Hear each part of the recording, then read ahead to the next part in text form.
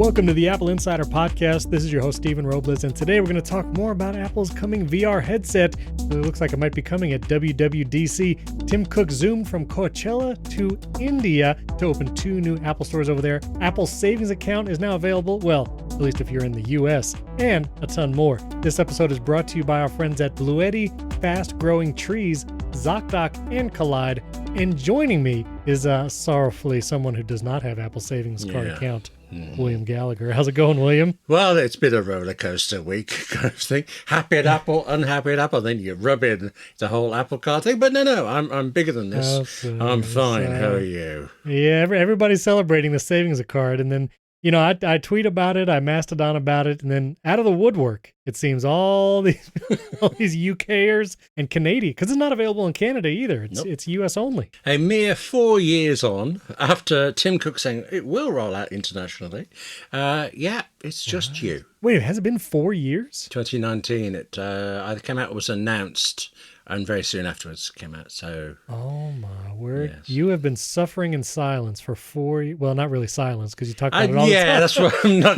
You talk about it all the time. Oh man! Well, I'll explain to you the wonders of this savings account in a few moments. Oh, please do. Yes, I'll take notes. That'll be vital.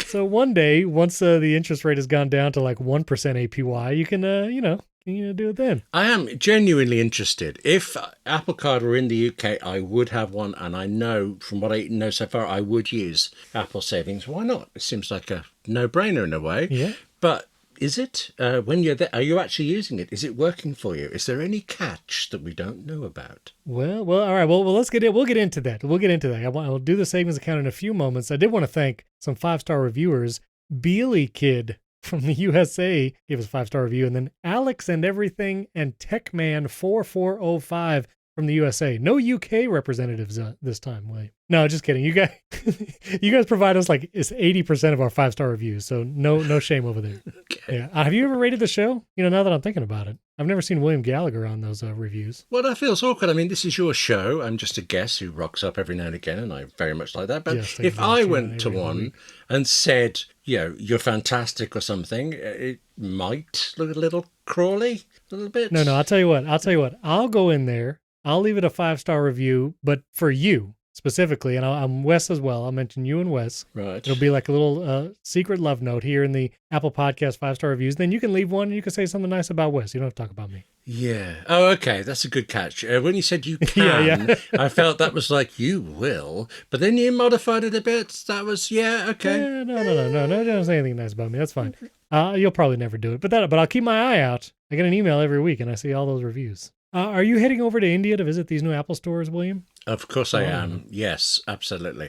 I would love to see them, partly because Apple BKC, the first one in Mumbai, looks gorgeous. Oh, yeah. But have you seen the exterior of Apple, I think it's pronounced Saket, in New Delhi? I'm looking at the pictures right now. I've searched for this. Yeah. Apple gave a preview, and it's all the interiors. And they refer to the opening. You go through this incredible, uniquely designed storefront, but it doesn't show it to us. And I'm so suspicious. What's going on? Have they not finished the paintwork? It's anything. It's going to be a big surprise. I mean, it opened, well, as listeners listen to this, it will have opened, I believe. And so I guess we'll have pictures of it then. Well, there must be. Tom Crook. Well, how many ways can you mangle that? Who are you? Tim Cook. I thought you were going for Tom Cruise. Yeah, but no, not Tom Cruise. You talk about Tim Crook. Okay. I honestly think I managed to mangle Deirdre O'Brien, or started to put a name in there. They're the two from Apple that are over there. Deirdre O'Brien, head of retail, and Tim Cook, head of everything there. Yeah. There's got to be a shot of them waving at crowds outside. Surely. Yeah, surely. Now, Tim Cook even met the Prime Minister of India while he was over there. I mean, he's doing kind of a tour all around India. Yes. He actually zoomed, as we say in our article. He went from Coachella. Is it Coachella or Coachella? I'd not heard of it till this week, and apparently I'm very ignorant for this, as it's an annual festival running for years. But now nobody will tell me how it's pronounced. They'll just write it a lot. So, well, everybody will let me know, that's for sure. I think it's just Coachella. but it's Well, spelled like you go Coachella. for that. I'll go for Coachella, and we'll just pretend it's a British thing, if necessary. You go for Tuesday. Yes. I'll go for Tuesday. Okay, because I have one of them, you have two of them. This is... That's right. That's right. 3, and then you got Threes Day. What is the Sing a Song of Sixpence? What is the what do you got? Monday's Child, Wednesday's Child, and then you have somebody's full of grace. it says full of grace. This guy's full of pie. Something like that. But then there's one for sorrow, two for 90% joy. of our listeners have no idea what we're talking about, but I sung that. 100% of the listeners are wondering when we'll stop going on about whatever this is. Oh man, that brings back memories. Anyway, Serious face. Yes, quiet. Serious face. Tim Cook and Eddie Q. There's a picture of Eddie Q and Tim Cook at Coachella. And I think Eddie Q's holding like a tall beer can, and then Tim Cook's, he's like smiling and waving. And he went from there, because apparently Apple execs go to Coachella regularly. He went directly from there over to India, like one day right after another. So he's just jet setting all over the place. And I don't know, that's pretty impressive. It's 8,700 miles from California to Mumbai.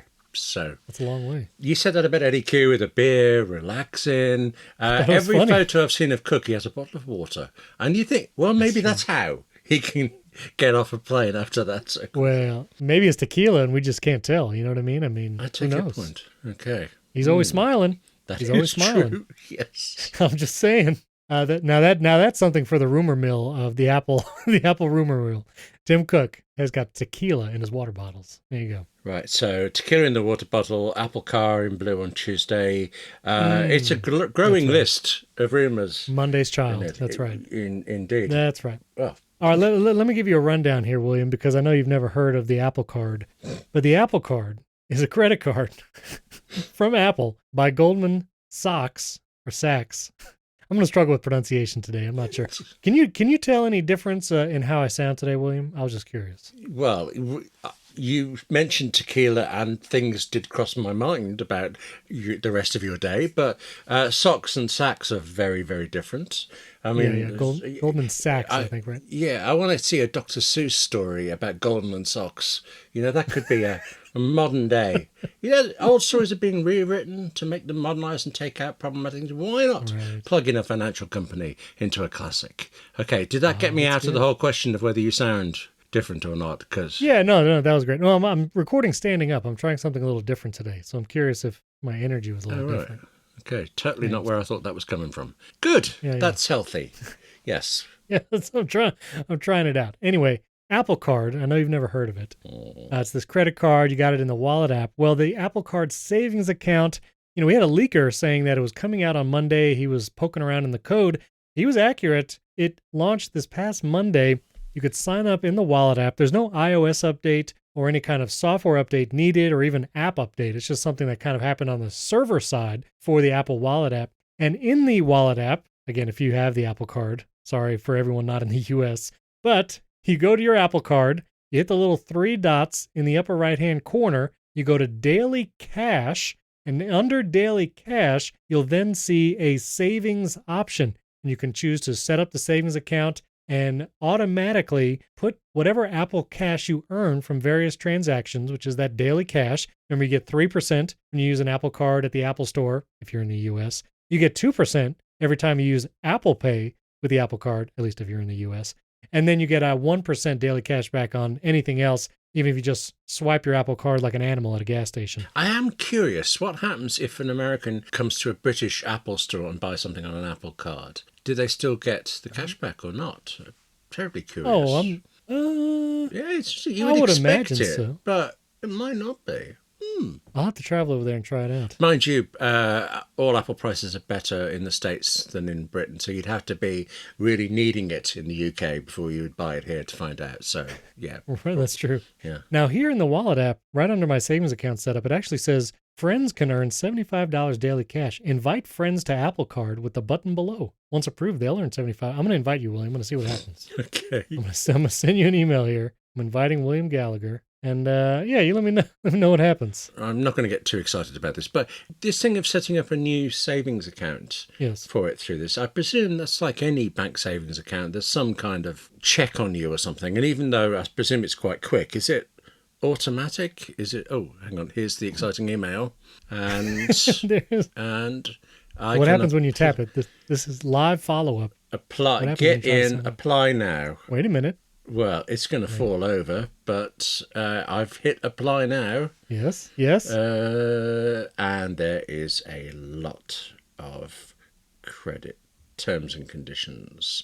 Okay, well, as you agree to those, I will say there is when you set up the savings account, there's a quick check. It says it's contacting Goldman Sachs and doing all this thing, but it's pretty quick. Just took about a minute or two to set up, and then you can transfer whatever Apple Cash you have into the savings account, and then you can set up the automation. So anytime you earn daily cash by using the Apple Card, all of that daily cash will go automatically into the savings account. Now, it also shows you your lifetime daily cash received, which is pretty interesting. I was typically only using my Apple Card for Apple device purchases because I was getting 3%, and then I use debit card usually everywhere else. Right now, my lifetime received daily cash is like $1,500. Probably because I bought my Mac Studio on it and stuff, and all the Apple devices over the last 2-3 years since I've had the Apple Card. If that was in a savings account earning 4.15 interest APY, it's pretty good. And it is a high interest savings account. I mean, at least here in the US,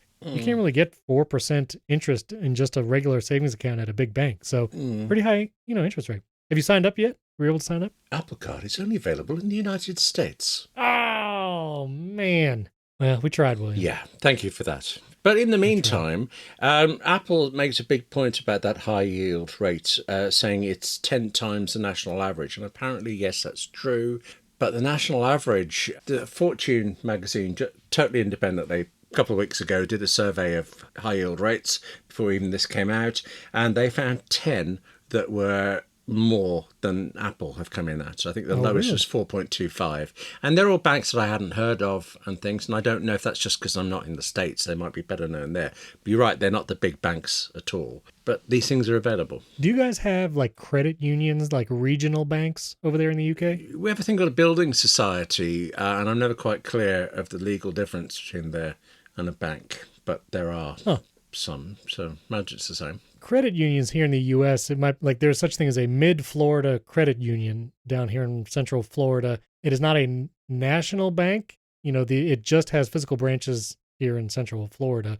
You can use that debit card anywhere in the States, and then if you need to get cash out, you do have to pay ATM fees because there are no such things as mid-Florida ATMs outside of Florida. But you might be able to get higher savings interest from a bank like that maybe, but definitely not Wells Fargo, Bank of America, Chase. You're not going to get 4% from any of those. No. 2 questions I received often was, one, is it FDIC insured, which is a U.S. thing? It is up to $250,000, which is the typical FDIC-backed amount, even for the large banks. And then you can deposit money directly into the savings account from your checking account. So if you already had a checking account connected to Apple Cash or your Apple Card, for payments, you can just transfer money over. I did it on Monday. I set the transfer. It just hit yesterday, which, took a couple days, 2-3 days, and the transfer's over. But yeah, I transferred $50 over, so I have $53 in the savings account here. I don't know if I want to move all my money over there, because I have another savings account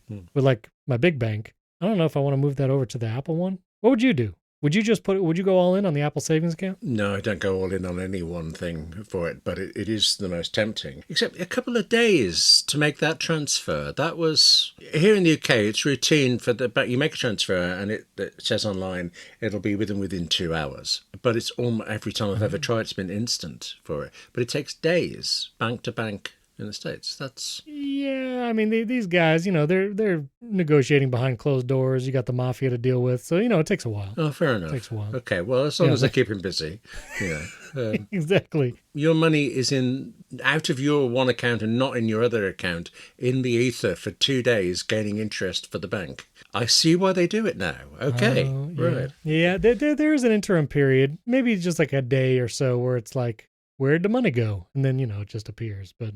That's when the mafia gets a hold of it. They launder it. Am I going to get in trouble for all this? Am I going to get arrested, William, for all this? Yes, but probably under federal law, and I'm out of the jurisdiction, so you carry on. Yeah. Yeah, you're safe. Now, I saw a lot of comments when the savings account came out, which is like, Apple is becoming a bank. What's interesting is this savings account is also through Goldman Sachs, like the credit card. So it's not like Apple is directly dealing with the money. It's not like their hands smell like US dollars, which have a very distinct smell. Do pounds over there have a distinct smell? You're like paper cash? I think they did. It's shocking how few times I have to deal with actual cash. Yeah. You're talking about going into banks, and we have is it an advantage here that there are fewer and fewer banks to go into? All the ones near me that I would ever go in to pay cash have closed down and things. So I'm being forced online, but it suits me, So I can't remember. I know an interesting fact about American currency that's different to anywhere else in the world. Okay. It's the only currency on Earth where every denomination is the same size. I mean, physically, the paper is the same size. Right.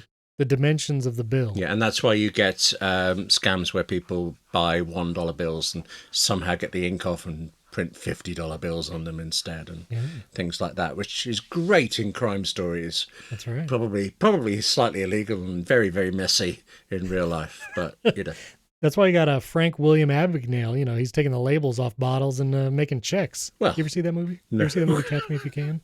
Oh, good grief. Yes, I saw that one. Yes. Yeah, that's the true story. Frank William Abagnale. Yes. You got to keep up here, William. Come on. Let's, I'm standing up here. I'm a little faster now because I got the blood flowing. You know what I mean? Okay. Now I'm just saying. Anyway, I am curious if Apple will one day take the finances in-house, similar like how they are doing with Apple Pay Later, which again is available to a very select few. It's not widely available just yet, but supposedly those funds are being dealt with by Apple directly. Do you think Apple's ever going to go just full on and make the bank play and just hold all the cash for people in the savings account and do the credit card thing themselves? What do you think? Yes, actually, I do. It's and the most enormous thing to take on, inconceivably complex, but Apple always tries to do everything in-house, and it works towards that for everything. I was thinking of that with the BNPL stuff. I think they are using external firms to kind of do the heavy lifting, but it is being funded by Apple. It's not the same way it is with Goldman Sachs. And that might actually point to a possible future for me here, because Goldman Sachs is kind of walking back from consumer credit card stuff for it. And I think that means it's less likely a UK Apple Card will come out. But maybe when Apple takes over, it'll happen. I feel like long term, Apple is always looking for growth areas. That's why they have to launch new product categories. That's why there's such a push on services and Apple TV Plus, new places where revenue can be generated. And if the revenue right now from Apple Card is being generated to Goldman Sachs, you're right. I have to imagine Apple is going to think of a way it can bring that revenue back to itself rather than over to Goldman Sachs and interest payments and such. So yeah, I think eventually too, it'll just be Apple Bank. It'll be an Apple world. That's what it will be. Apple Bank. Earlier today, as we discussed this, I was on online chat with Apple support trying to fix an Apple ID, Apple Music problem. And hold on. Wait. I'm sorry. Wait.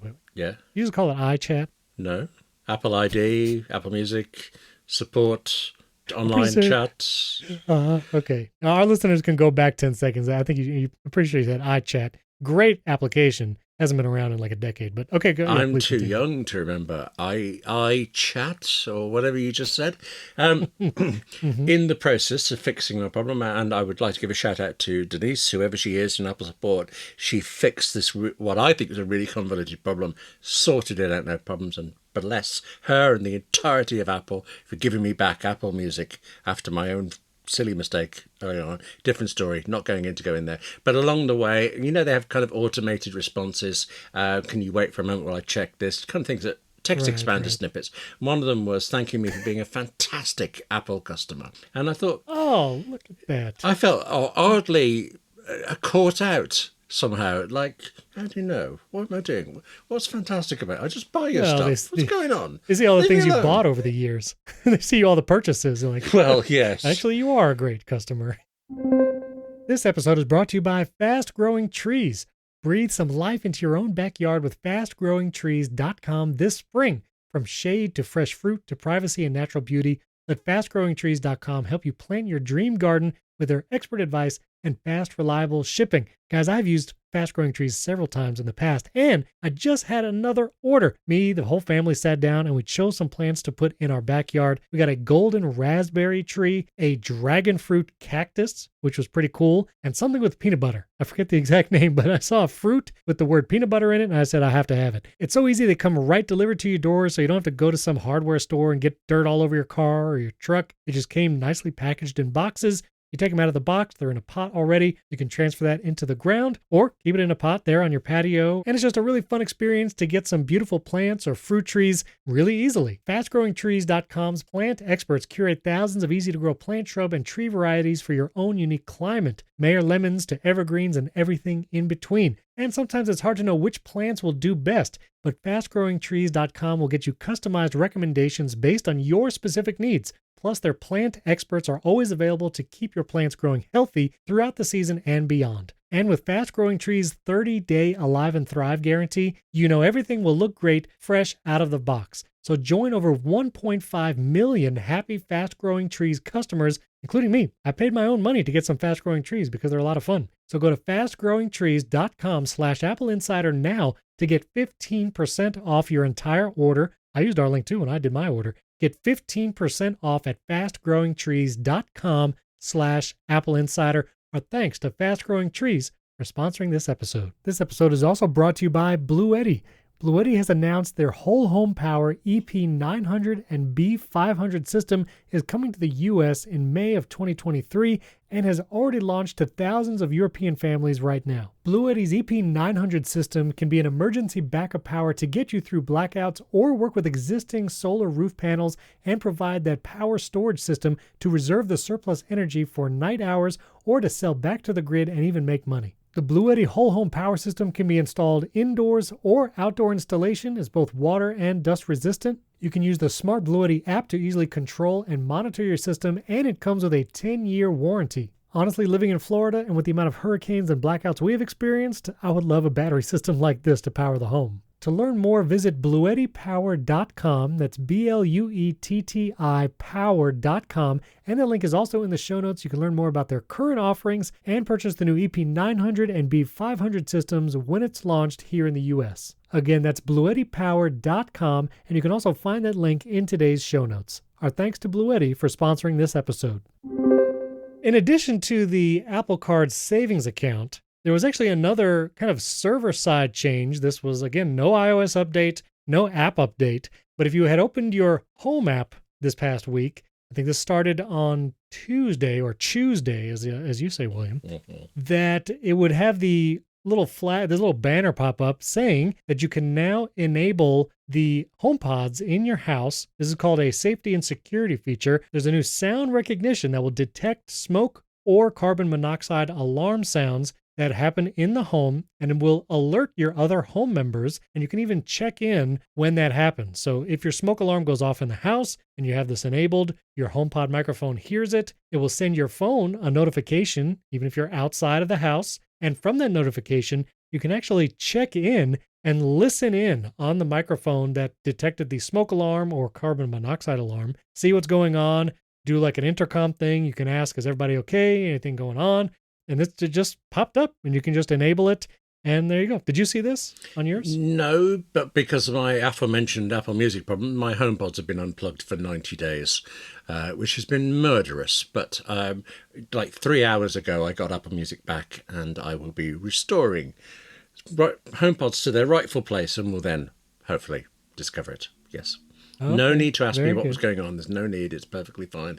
I didn't do anything silly at all. No, wait. No, I mean, if you say it like that. Oh. Wait, what is unplugging the HomePods have to do with your Apple Music account? All right, I'll try to do this quickly to save my embarrassment, but previously, so long ago now, I moved Wi-Fi networks and destroyed HomeKit, and I've been slowly plugging it all back in, and at some point, now about 95 days ago, 1995, somewhere around that, I did something with trying to reconnect one of my Apple IDs to it. So I have multiple Apple IDs, which is a stupid idea, but I have them, and things got mixed up. And if you change certain Apple IDs and certain accounts, Apple goes, well, fine, if you're sure, but you ain't doing it again for another 90 days. And I got it wrong. I managed to lock myself out of Apple Music and my wife out of it, of family sharing. That went down very badly. Apple News Plus as well. Basically, everything was gone. And I was driving somewhere in the middle. I was so desperate to listen to something that I actually signed up for the trial of Apple Music on my iPhone. And this was an enormous mistake because, yes, it made that one journey bearable. But then when the 90 days were up and I was able to put it all right, Apple Music came back to everything, to my wife Angela, to my Mac, to my iPad, but not to my iPhone, because the iPhone thought, well, he's on the trial, isn't he? He's finished the trial, but he isn't subscribed. And it went, I tried everything. And then Apple sorted me out. Oh. Wait, but why did you have to unplug the HomePods? I mean, if you just can't access Apple Music. Well, because I couldn't really listen to anything else on it, and I was rewiring my office to try to make things less wiry, if you see what I mean, and reposition things. And I admit I gave up part way in disgust about HomeKit, although I've got all the lights back on now. Okay, that's good. And I don't have enough ports to put the security cameras on, so I'm having to use those separately through the Eufy app. And it's just, in the middle of it, somebody asked me if I recommended HomeKit. I was like, well, yes, but yeah. That's a terrible experience. Two things. One, people have been asking me about the HomeKit architecture update because I had terrible time doing that early on.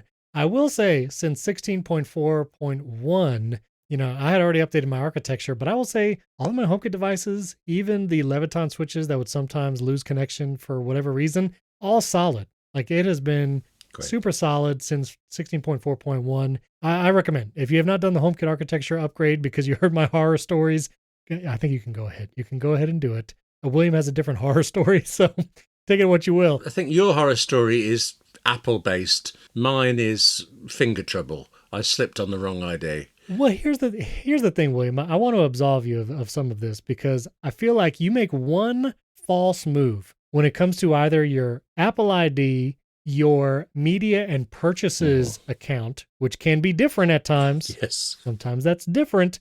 If you make one false move, if you even sneeze while you're trying to log into one of those things, it might be over for you. Like, it might be done. There's no good method to merge Apple IDs. No. So one of the situations I ran into is it was finally time to create an iCloud account for my youngest child because she's starting to use an iPad. I didn't have an account for her. And so I was trying to set screen time settings for this one iPad that she was using. Problem was, it was logged into my wife's Apple ID. I thought I could set the screen time settings locally on that device and it would just stay there because I didn't have the share across devices. But it started affecting my wife's phone and her iPad, where the Safari app would disappear because I disabled that app on my daughter's iPad. So I was like, it is finally time. I need to create an iCloud for my final child.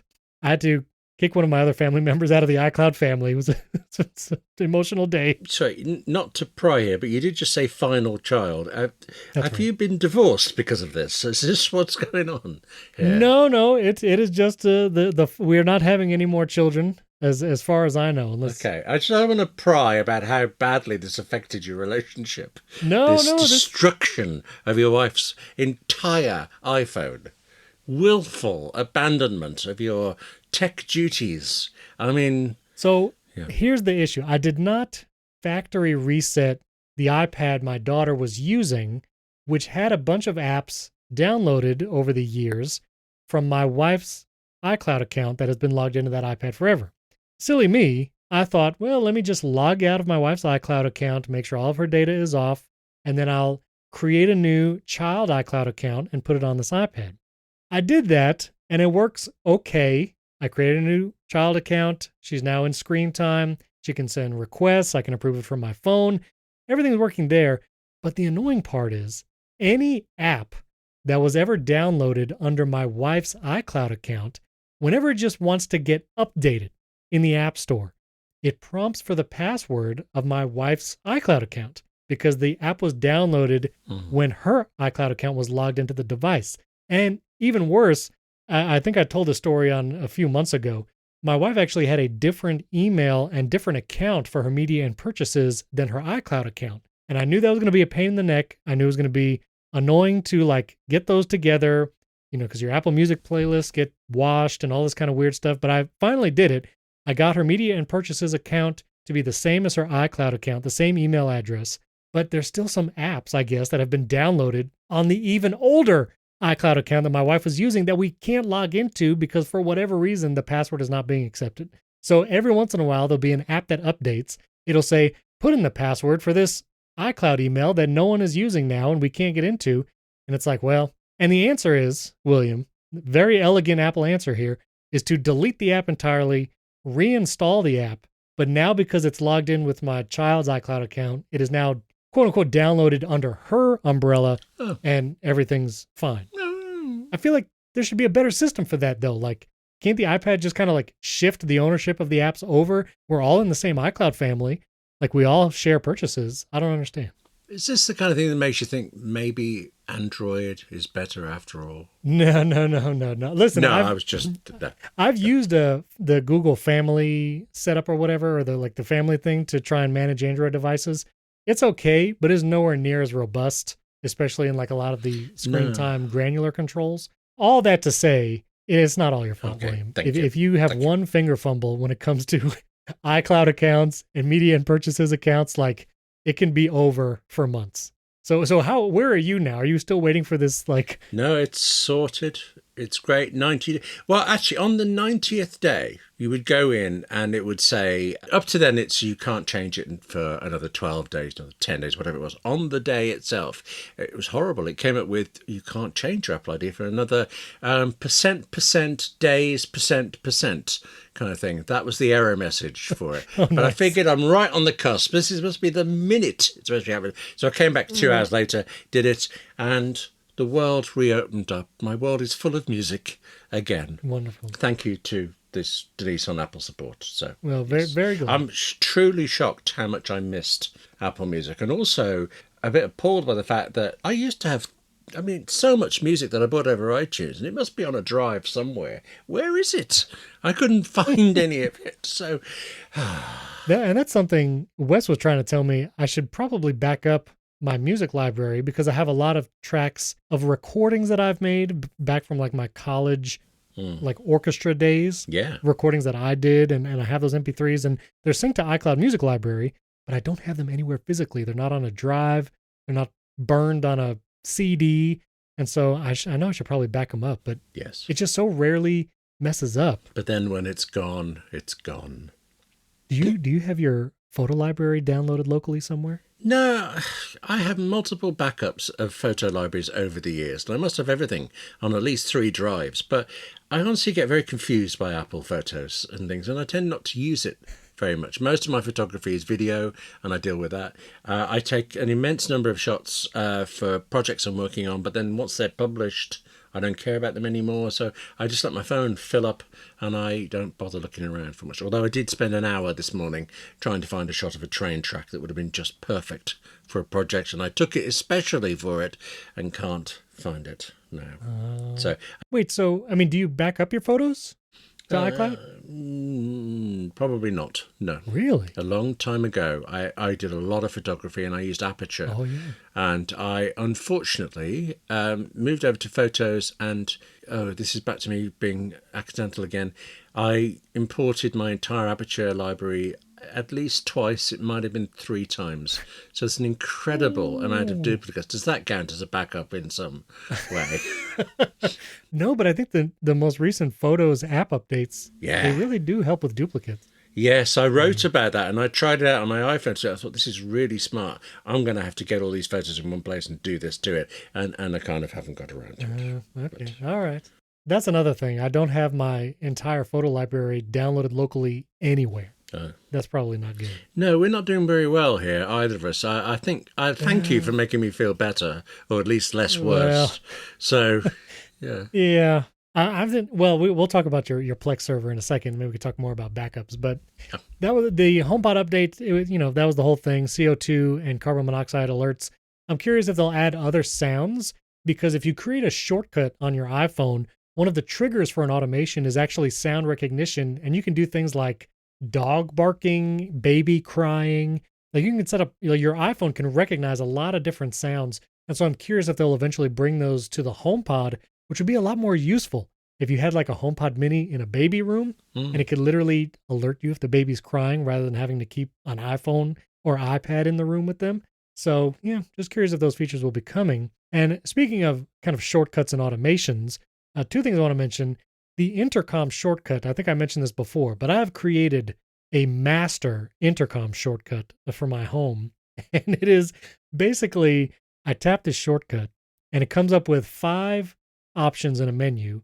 The first 4 are things I have to tell my kids all the time, and now Siri can just automatically tell them, like brush your teeth, go to bed, hurry up in the shower. I have all those ready, dinner is ready. I have all those automated and will play on the specific HomePods that I need just from that shortcut.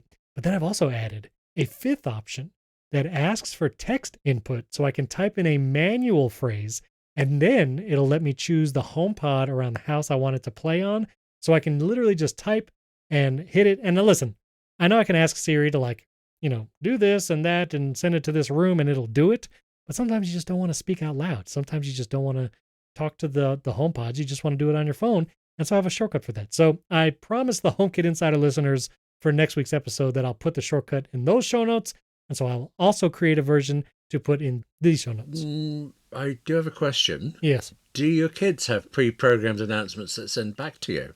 No. Like, I'm sorry, Stephen, I'm not able to do that. Or what's the HAL phrase? Or something. Hello, okay, Dave. That's the one, yes. Yeah. No. I do have a shortcut I like that sends a text to my wife and shares the ETA and does some Apple Map stuff. And the phrase for that is, hey, Iris, light the fuse. Very Mission Impossible action, I'm coming back thing. And off it flies and do it. And there you go. She just looks at me much like you're looking at me now, I think. Yes, but No, I love this stuff. Yes. Any menial automation I can create, I'll do it. And also, listener Khan Barfus, they actually sent an email because you were talking about changing the auto lock display time when you want to film. There's not a way to automate that or change it in shortcuts yet, but he created a shortcut where when you tap it, it will automatically jump you to that specific panel in the settings app. And so we'll put a link to that shortcut as well. And you just try, William. Gets you directly there. Khan, you are a star. Bless you for that. The moment I learned about it, I've installed it, and it's on my Today view now as a button, to shortcut button, just to run that as I start off. So hugely, thank you. Yeah, that's very, very cool. This episode is brought to you by ZocDoc. Guys, I love ZocDoc. I used it for myself. And just the other day, I used it to book a virtual appointment for my daughter. She wasn't feeling very well. And so I actually looked up in the ZocDoc app. It was the first place I went to. It's a free app, by the way. You can go to ZocDoc.com/AppleInsider to download it. I searched for pediatricians looking at virtual appointments, was able to book one for the next morning. And that's the beauty of ZocDoc. I know they take my insurance because you put your insurance card in the app, you put your information in, and they'll only show you doctors that are in network, take your insurance, and are patient reviewed. You can see a star rating for all of the doctors that are available right there in the app. But listen, don't wait. If you have symptoms or someone in your family is having symptoms, don't try to fall down the social media or TikTok rabbit hole trying to self-diagnose. Even worse, search online for it and then you think you have all terrible things. Don't do that. Go see a doctor. There are better ways to get the answers you want and the care you deserve from trusted professionals and not randos on the internet, let's be honest. So no more Dr. Roulette or scouring the internet for questionable reviews. With ZocDoc, you have a trusted guide to connect you to your favorite doctor you haven't met yet. Millions of people use ZocDoc's free app to find and book a doctor in their neighborhood who is patient reviewed and fits their needs and schedule just right. So go to ZocDoc.com/AppleInsider and download the ZocDoc app for free. Then find and book a top-rated doctor today. Many are available within 24 hours. That's ZocDoc.com/AppleInsider. ZocDoc.com/AppleInsider. Our thanks to ZocDoc for sponsoring this episode and our friends at Collide. Collide has some big news. If you're an Okta user, they can get your entire fleet to 100% compliance. How do they do it? Well, if a device isn't compliant, the user can't log into your cloud apps until they fix the problem. It's that simple. Collide patches one of the major holes in zero trust architecture, which is device compliance. Without Collide, IT struggles to solve basic problems like keeping everyone's OS and browser up to date. Unsecured devices are logging into your company's apps because there's nothing there to stop them. Well, Collide is the only device trust solution that enforces compliance as part of authentication, and it's built to work seamlessly with Okta. The moment Collide's agent detects a problem, it alerts the user and gives them instructions to fix it. If they don't fix the problem within a set time, they're blocked. Collide's method means fewer support tickets, less frustration, and most importantly, 100% fleet compliance. So visit collide.com/AppleInsider to learn more or book a demo. That's KOLIDE.com/AppleInsider. Our thanks to Collide for sponsoring this episode. All right, let's touch on very quickly the VR headset.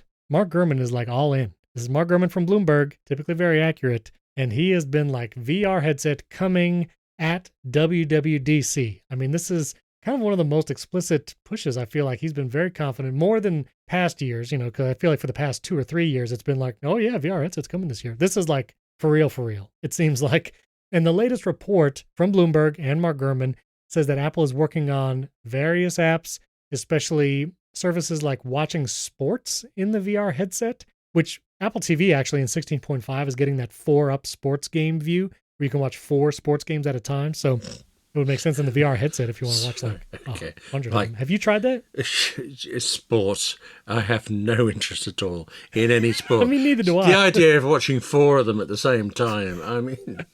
That's how they get you to talk, William. Whenever you get taken hostage, they put 4 sports games on in front of you. And you say, where is it? Do you not get mixed up? I mean, I get confused over instant replays. Is that a repeat or have they just done the same thing again?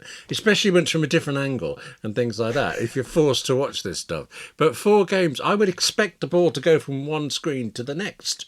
That I would watch. Cross-screen sport thing, yes. Do that. That'd be pretty cool. Okay. I know for a fact that A, my father-in-law will not know when this feature launches, and B, when I show it to him, he will use it 24/7 because he is one where like basketball, when it's in full swing, and I have to imagine this feature is coming because the NBA finals, I know those are usually in June here in the US. So once you get to May, there's a lot of playoff games or whatever. And he would manually flip between 3 and 4 basketball games. I mean, it's like click, he's watching one, 5 seconds later, click, tuning into the other one, maybe a minute later, click going into another one. And I have to imagine to be able to just have them all 4 up at the same time. Because what is the audio? The audio is all court sounds, crowd noises, and the announcer going, it's the same. They all sound the same. Like there's nothing like specific. Yeah, I'll talk about a player or whatever. But what about I think he's going to use it. Commentary, and do you have commentators on basketball games? Oh yeah. A lot of commentating. Okay. Yep. So that'd be confusing. Maybe that's important. I don't know. But anyway, so sports stuff, gaming, fitness, and collaboration tools, which I have to imagine like Freeform would be an amazing app in VR. This total open canvas, put links and videos and fly them up in different like whiteboard styles. So that's what Mark Gurman is saying. He's saying it's coming. And that's what it's going to be launching with. So I don't want to say this, but I've obviously started, so I'll finish it. But you're going to. None of this feels like oh yes, that is it. That's why we must have a VR app. Yeah. And that's where Apple is going to succeed, I think. It will find the killer app that is the reason to use this. And so far, all of these seem to be like more of what we've already got rather than something that could only be in VR. Perhaps it's just a failure of imagination on my part, but Apple Fitness doesn't feel like it could be that much more different in VR than not, and I tend to not get around to Apple Fitness very often anyway. So am I going to spend £3,000 to continue not using it? It is possible. But yeah, there's got to be something more for me, and I can't conceive what it would be. Surely Apple. It could also be one of these things where tile and location trackers were around for years, True. But never really became ubiquitous and therefore never really became wholly useful until Apple did it. And now because so many people use it. Now, that's a very different category because an AirTag costs $29, where this VR headset is going to be probably $2,000-$3,000. But when it finally does come at a price point, maybe generation 2, the Apple VR SE, I don't know, SEEC, get it? Yes. That's pretty good. Yeah. Apple could take that. Apple PR, if you're listening, you can go for it for marketing. So, I mean, maybe when there's more VR headsets, the collaborative nature of work or gaming multiplayer style, or like that realistic FaceTime deal. Because they always show FaceTime with like grandparents and kids or like families, FaceTiming each other. And if it is actually good enough where FaceTiming now feels like you're actually in the room with a person, maybe. Totally unrelated, but you put it in my head. I do know somebody who's lost an AirTag, and I don't know why I find that so funny, but I do. Oh, you got to put an AirTag on your AirTag. Yes. That's what you got to do. That's all you got to do. Put the AirTag on the AirTag. That is pretty Didn't get around to setting it up, and the battery is presumably long gone by now, so for sure. It's somewhere. But there we go. That is hilarious. Well done. Before we get to Netflix and your Plex server, just very quickly, I want to mention I have an Apple Watch Series 4. This is actually a stainless steel model. One of my sons were using it because it was a hand-down thing, and the battery was horrendous. It actually said battery needs service. You get that battery health percentage get low enough, and then it stops showing a percentage, and it just says, you got to be kidding me, stop using this battery. And so I sent it to Apple. I did the whole Apple support thing to get the battery replacement. $99 for a battery replacement for an Apple Watch Series 4. I thought, that's pretty good. If it's a newish battery and this watch gets like 3-4 more years of life, like that would be plenty of good investment. Problem was, I get an email from Apple with a picture of the watch saying, the screen is cracked, and because of that, we would actually have to fix the screen in order to change the battery, and in order to fix the display on the Series 4 42mm Apple Watch, guess how much the cost was going to be? Somewhere north of horrendous. Well, I mean, it was $400. Ooh, okay, right. $400 to fix, which is the price of a new Apple Watch Series 8 aluminum edition, just to put that in perspective. So I did not go forward with that. Yeah. I did not get it repaired. But I did feel like I always see people on Twitter also just laughing at the ridiculous trade-in values that Apple Watch gets. I mean, Apple will literally give you like $90 for titanium Series 7. Like trade-in values for Apple Watch is really bad. And I just thought it was particularly funny that Apple will give you like $50 for an old Apple Watch, but charge you $400 to fix the display. I understand, 2 different amounts, but just felt a little ironic. So I have a broken Apple Watch Series 4 here with a bad battery if anybody wants it. just throwing that out there. All right, real quick, streaming Netflix. It is ending its DVD mailing service after 25 years of sending DVDs. And it is the end of an era, William. I used Netflix when they would mail you DVDs. Did you? I think so. I seem to remember hanging on to one for ages because I'd forgotten, mounting up the charges or something. I think that was Netflix. Yeah. But yes, it's another lifetime ago, isn't it, really? Feels like. A long time ago. I was on that 2 DVD plan, I think, where you can get like 2 DVDs in the mail, and then you have to mail one back, and then you can get another one. And then, Redbox came out, and Redbox was like $1 a night, and you just go right up to the box. So those were halcyon days, William. My kids don't know about that. They don't know about DVDs. Yeah, good. I loved DVDs at the time, but, Did I use that word correctly? Halcyon? Yes, you did. Yes. Oh, nice. Very good. I just wanted some credit from the UK crowd. Okay. Now, also, in addition to stopping the DVDs, which I'm very curious, like, who is the one angry person who is upset that they can't get their DVDs in the mail anymore? I would love to know. But password sharing crackdown, Netflix has continually announced they're going to crack down on all this account sharing, password sharing. And if you're sharing your password, like, show's going to be over, you're not going to be able to do it. Did you read the article covering this? Yes, I did. Okay. So I know what's happening. What are they going to do, William? What they want is for people in the household to be able to carry on using it. Fine. So anybody in your house using device, IP address in your area, fine, knock yourself out, carry on. But if one person is somewhere else, like the example they give, I think, somewhere is your child goes to college or university or something like that. They are still allowed to use your account and your password, but every 31 days, I don't know, it's not every month, but every 31 days, you, the bill-paying householder, will have to go through a series of prompts to say, yes, I mean it, I know it, they're real, let them stay. Wow. So there's no way to physically stop it, but it puts in a point of friction. So when you've got that X that you want to get rid of, you can just change your password and everybody's happy and you can blame Netflix and it's all fine. Yeah. I feel like this is going to let a lot of people off the hook who didn't want to keep sharing their Netflix account. Yes. but didn't know how to get out of it. Yes, For I'm fear of, certain of it. Yeah, absolutely. Netflix does say they expect viewing subscribers to go down a bit after it, but that in the countries they've done it so far, they've earned more money and they've gone back up again. It's been like a slight dip, and it works out for them. So, I gotta say, William, it's not too personal. Do you subscribe to Netflix? at the moment, I do. Partly because with my Apple ID problems, I couldn't find it You to don't know how to cancel. unsubscribe. Yes, but I'm also, I'm watching a couple of shows on it, so at the moment it's fine. But it is, I think, it's the most expensive streamer here in the UK. So there are patches. It was the first one I subscribed to, but it's also now the first one that I kind of get rid of. Well, that's not true. I tried Paramount Plus for the trial period and never carried on.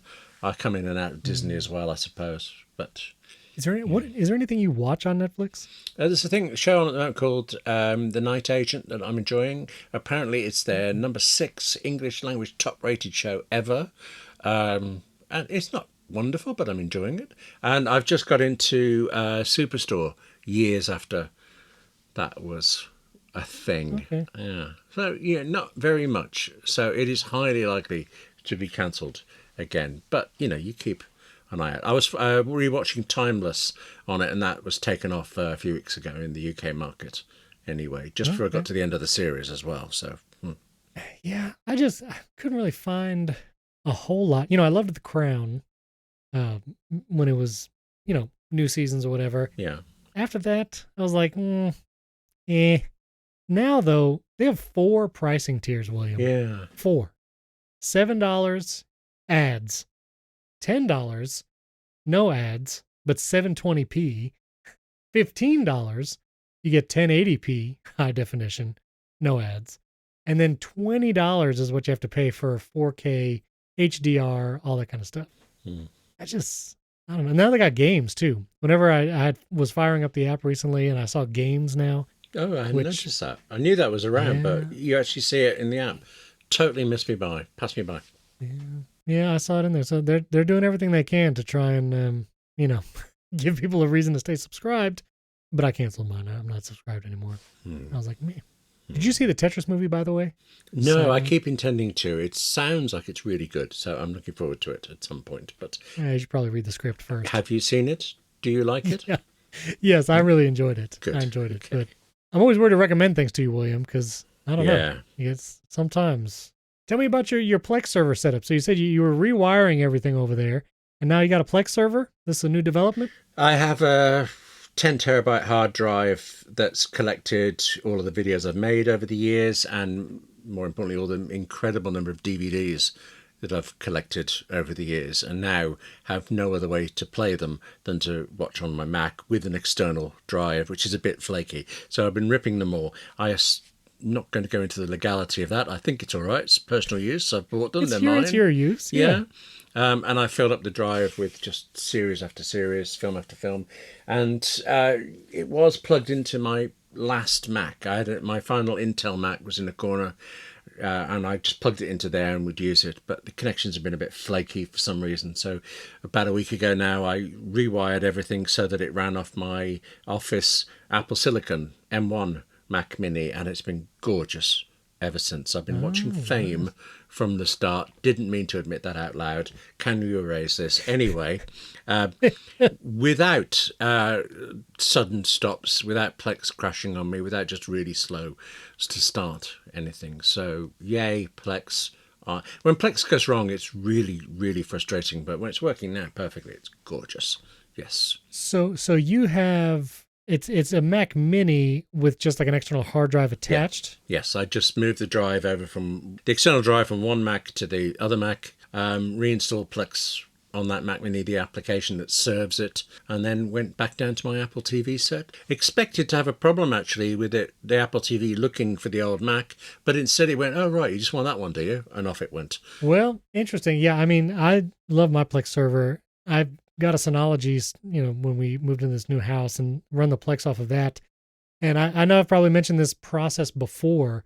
Aside from ripping discs, which I have done, even ripping Blu-rays with Make MKV, piece of software that lets you rip Blu-ray discs into MKV files at full quality. You can throw those on a Plex server and go from there. but I've done but using Downy, which is a application from Charlie Monroe Software, incredible application, really can download almost any video you can find on the internet as long as you have a link. It's just awesome. And then using Transloader, which is an application you can run on your iPhone, your iPad, and then as a utility that runs on a Mac. And then when you share a link to Transloader on your iPhone, iPad, wherever, it will shoot that link over to your Mac that's running Transloader, and it will automatically download whatever video is at that link via Downy. And then you can set Downy default folder to like the desktop or a folder in your documents that syncs automatically to iCloud. And then that video file is in iCloud in a few minutes. Then you can do whatever you want with that video file, or you can just have it automatically download to a Plex folder. And then any of that videos that you've been downloading through Transloader and Downy are just on Plex. So if you have not checked it out, Downy, incredible application. Transloader is a great companion to that. So you can kind of quickly send video links from your mobile devices to a Mac sitting somewhere running Transloader and Downy, and combine that all with Plex, and it's a wonderful experience. So just throwing that all out there. Do you remember the days when you used to just push a button and there was BBC One or ITV or I suppose NBC or whatever you like? Push a button, sit back and watch whatever was on. It was easy then, wasn't it? Back in my day, I remember my grandmother, who lived in New York City. She had a black and white television with rabbit ear antennas and the dials on the front of the TV to change the channel. It was like chunk, like to change the channel. It was something. Yeah, kids today don't appreciate how much better it is now. Yes, okay. It is way better.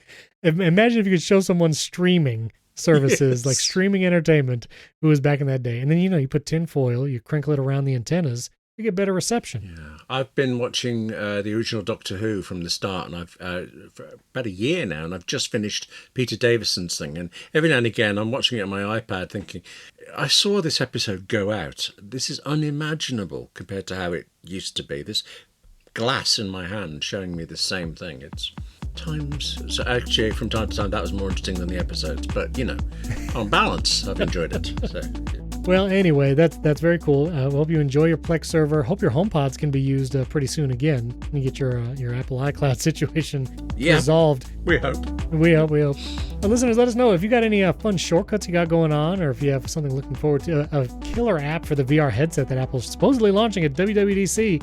Love to hear what you have thoughts about that. Apple Savings account, you're going to be using that, going all in on Apple Savings with that high yield, or are you still going to kind of spread everything around? Love to know. William and I's contact info for Mastodon and Twitter, all of that is in the show notes. Everything we discussed today is also there. As always, thanks for tuning in. We'll catch you the next time.